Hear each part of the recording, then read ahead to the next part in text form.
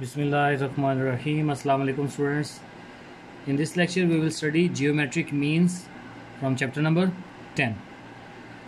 Like the previous lectures, this is also very important one. एक चीज़ मैं आपको बता दूं बेटा, क्लास आपके जो चैप्टर नंबर 10 है, इसके जितने भी लेक्चर्स आप लोग देखेंगे इसमें कोई भी ऐसी चीज़ नहीं है कि जो कि इम्पॉर्टेंट ना हो। आप चाहे अपनी तसल्ली के लिए पिछले सालों के पेपर निकाल के पास पेपर्स में इसको चेक कर लें कि जितने भी लेक्चर्स आप लोग इस चैप्टर नंबर 10 से लेंगे वो सारे के सारे बोर्ड पॉइंट ऑफ व्यू से बहुत ज़्यादा इंपॉर्टेंट हैं और ये सारे के सारे क्वेश्चंस बोर्ड में आते हैं। सो today's lecture is also very important. In today's lecture we will study geometric mean. So first of all we will go for the definition. The geometric means G. इसको किससे रिप्रेजेंट करते हैं हम? G के साथ. G of a set of n positive values. ठीक है, जितने भी हमारे पास उसके इंटीजर्स हम उसके नंबर्स देखते हैं उसको हम n से रिप्रेजेंट कर लेते हैं. For example those are x1, x2, x3 and so on till xn. Is the nth root of the product of their values. ठीक है, डेफिनेशन को समझते हैं कि इसका मतलब क्या है कि जितनी भी हमारे पास वैल्यूज़ होंगी, अगर वो 4 वैल्यू है तो nth रूट का मतलब है कि उसमें अंडर रूट में हमारे पास यहाँ पे वैल्यू 4 आएगी. अगर वो 5 है तो यहाँ पे वैल्यू हमारे पास 5 आएगी. ठीक है, जितनी नंबर ऑफ़ वैल्यूज़ होंगी वो n यहाँ पे आ जाएगा और इसके अंदर हमने क्या करना है, जितनी वैल्यूज़ हैं उनको आपस में मल्टीप्लाई कर देना है. So this is the definition. इसको ब्रीफली और यहाँ पे एक्सप्लेन किया हुआ है. x1 डॉट का मतलब multiply, x2, x3, x4 1/n मतलब जो जितने यहाँ पे नंबर होंगे. ठीक है, इस बात की आपको समझ आ गई. इसको फर्दर समझने के लिए हमारे पास एक एग्जांपल है, उसको देखते हैं हम. एग्जांपल में उसने कहा है find the geometric mean of 2, 4 and 8. हमारे पास जो वैल्यू है वो है 2, 4 एंड 8. सोल्यूशन में हम क्या लिखेंगे, g is equals to under root, तो किसने क्या कहा है, nth रूट. तो पहले अंडर रूट आ जाएगा. अंडर रूट में क्या आएगा, जो वैल्यूज़ हैं वैल्यूज़ को आपस में मल्टीप्लाई करेंगे. 2, 4 एंड 8, ये 3 वैल्यू थी हमारे पास. कितनी वैल्यूज़ थी, 3. तो यहाँ पे उसने कहा कि ऑफ nth रूट, तो यहाँ पे नंबर ऑफ़ वैल्यूज़ हमारे पास हैं 1, 2 and 3.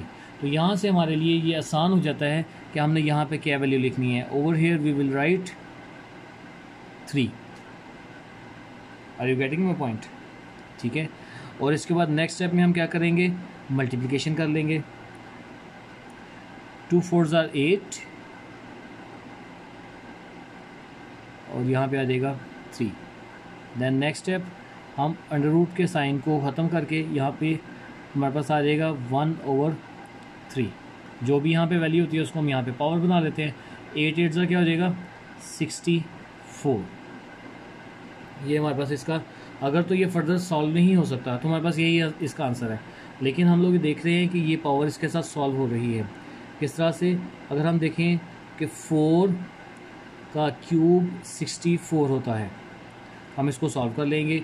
g is equals to 4 raise power 3 multiply by 1/3. 1 2 3 इसके ऊपर रेस पावर 3 बन जाएगी और ये जो पावर थी इधर आ जाएगी. अब ये इसके साथ कटिंग हो रही है तो हमारे पास g का answer, g is equals to हमारे पास आंसर आ जाएगा 4. ओके जी, इसको देख लें एक दफ़ा फिर से. हमने क्या पढ़ा, जियोमेट्रिक मीन. जियोमेट्रिक मीन में क्या कहता है कि n पॉजिटिव, अगर हमारे पास एक सेट है, set of n positive values, then x1, x2, x3, xn is the nth root of the product of the values. तो हमने इसको क्या किया, ये हमारे पास वैल्यू थी 2, 4, 8. तो पहले ये जो हमने मल्टीप्लिकेशन किया ये क्या चीज़ है, दिस इज़ अ प्रोडक्ट. ठीक है, और this is nth root. nth का मतलब 1 2 3 हमारे पास वैल्यू थी, उसी को हमने इसका रूट की पावर बना दी. ठीक है, अब इनको अंदर मल्टीप्लाई किया, हमारे पास ये वैल्यू आ गई. इसको हमने सिंप्लीफाई करने के लिए ये पावर इधर आ गई हमारे पास. जो भी यहाँ पे पावर होती है उसको 1/, जैसा से यहाँ पे पावर n थी इसको 1/n कर दिया हमने. ठीक है, यहाँ पे पावर 3 थी 1/3 कर दिया. अब इसको सिंप्लीफाई करने के लिए 4 का क्यूब होता है 64. 4 4s are 16 and 16 4s are 64. 4 का क्यूब, इसकी कटिंग हो गई और ये हमारे पास इसका आंसर आ गया. सो बेटा ये है आपके पास जियोमेट्रिक मीन, जिसकी डेफिनेशन भी हमने देखी. हमने इसका मैथमेटिकल फार्मूला, इसकी सिंबॉलिक रिप्रेजेंटेशन और एग्जांपल, सारी चीज़ों को हमने समझा.